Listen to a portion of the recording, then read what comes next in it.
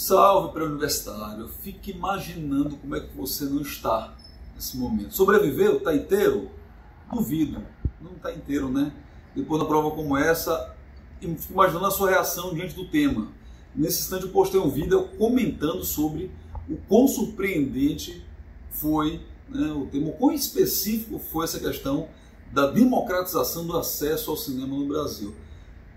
Assim, não é algo difícil, né? Não é algo tão... Mas ninguém imaginava isso. Não foi muito legal.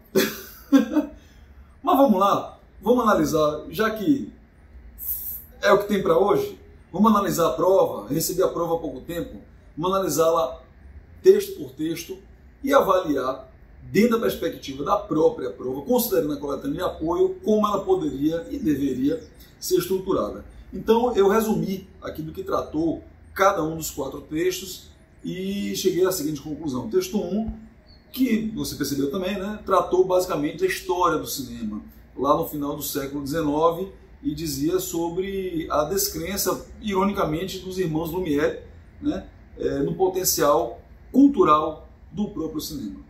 Guarda essa informação, daqui a pouco a gente vai, eu vou mostrar como é que a gente vai organizar isso na redação.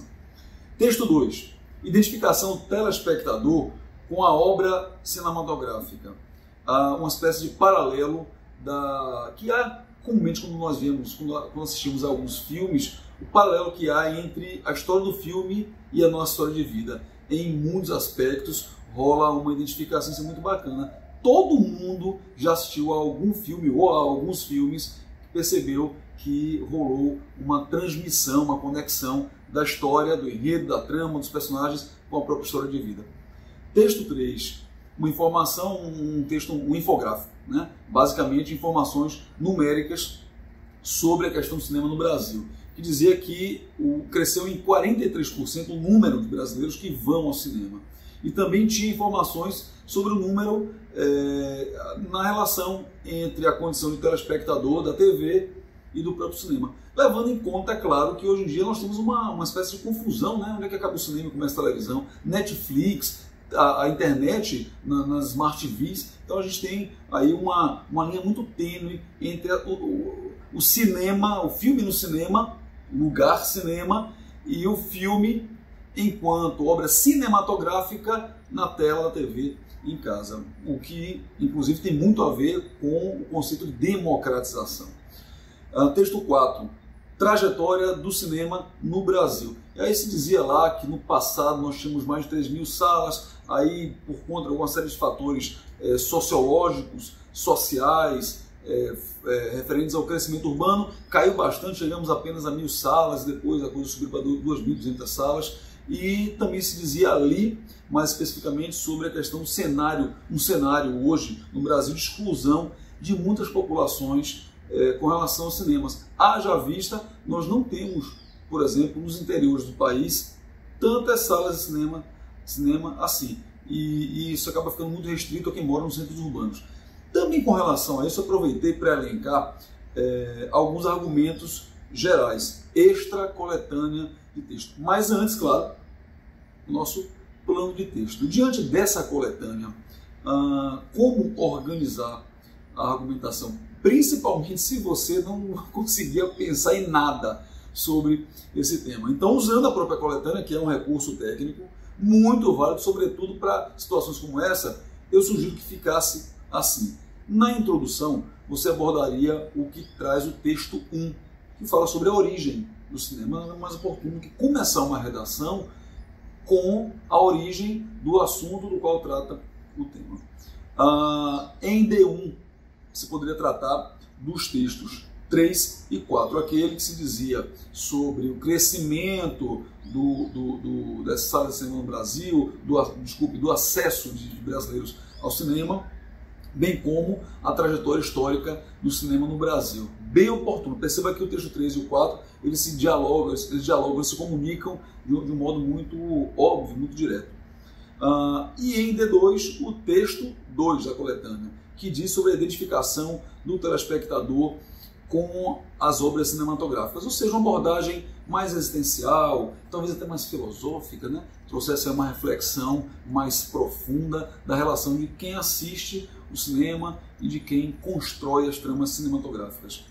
Bom, agora vamos para argumentos gerais sobre esse tema, ou seja, abordagens que estão para além da coletânea de apoio. E aí eu selecionei alguns tópicos aqui a partir de algumas pesquisas que eu fiz. Bom, dados sobre essa questão. A questão da democratização. Veja que tem uma problemática aí. Se o tema fala sobre a democratização do acesso ao cinema no Brasil, é óbvio que está dito implicitamente que não há essa democratização. Ou seja, a população brasileira, de um modo geral, não está contemplada por esse direito de forma satisfatória. E aí eu selecionei alguns aspectos. Primeiro, localização das salas de cinema.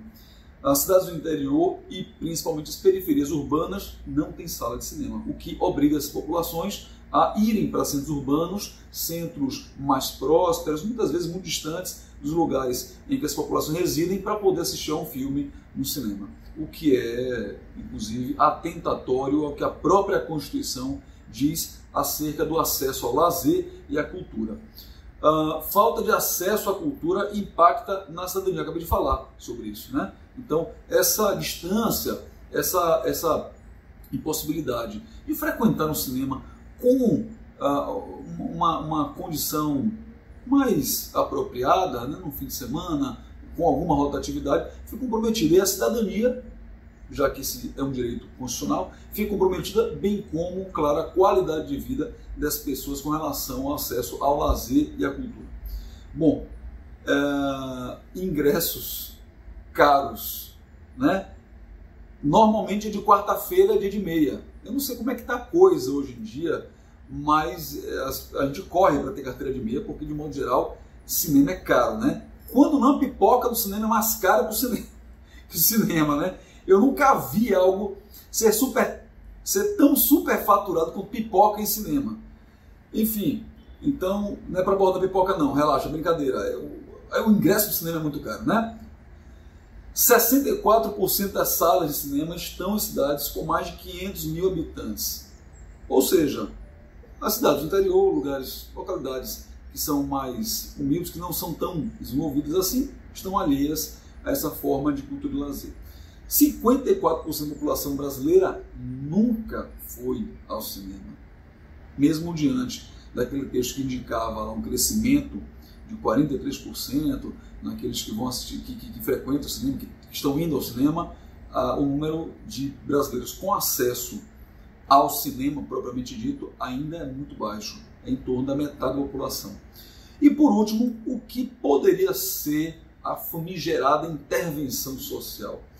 Olha só, vou estar com um certo grau de especificidade também em um projeto, mas de modo geral, projetos de cinema itinerante, como o do Cine Solar, que promove sessões de cinema ao ar livre em praças públicas pelos interiores do Brasil, principalmente em localidades, claro, que não têm tanta facilidade de acesso aos cinemas.